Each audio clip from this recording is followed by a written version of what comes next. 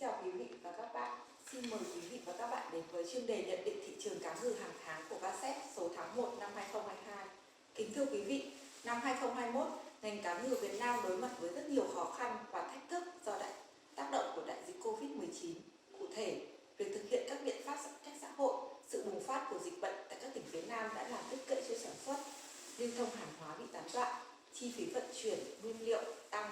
Bên cạnh đó, giá cước vận chuyển đường biển tăng, các biện pháp phòng chống dịch bệnh tại các nhà máy làm phát sinh những khoản chi phí mà doanh nghiệp không thể đứng trước được.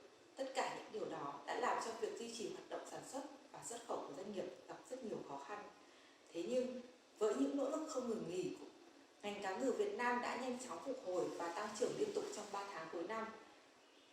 Nếu như quý 3 năm 2021, giá trị xuất khẩu cá ngừ chỉ đạt 165 triệu đô, giảm 11% so với cùng kỳ năm 2020, thì sang quý 4, xuất khẩu cá ngừ đã tăng 39%, đạt 234 triệu đô. Tính cả năm 2021, giá trị xuất khẩu đạt 759 triệu đô, tăng 17% so với cùng kỳ năm trước. Xuất khẩu cá ngừ các mặt hàng đều tăng, trừ cá ngừ đóng hộp. Mỹ vẫn là thị trường nhập khẩu cá ngừ nhiều nhất của Việt Nam, chiếm tỷ trọng 45%, với trên 338 triệu đô, tăng 21% so với năm 2020.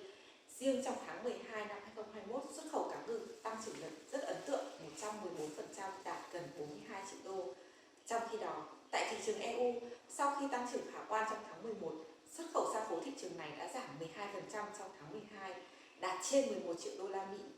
Theo đó, tính cả năm 2021, xuất khẩu cá ngừ sang đây đạt 144 triệu đô, tăng 6%.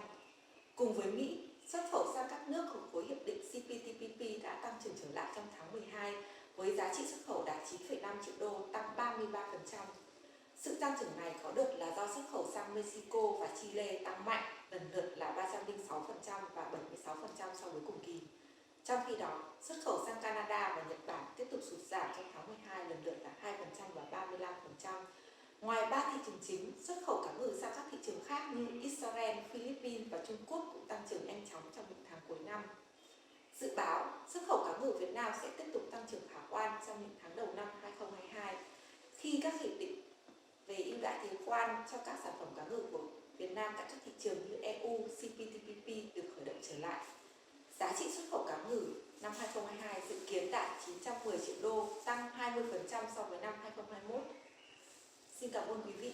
Nguyễn Hà, chuyên gia ngành hàng cá ngừ VASET.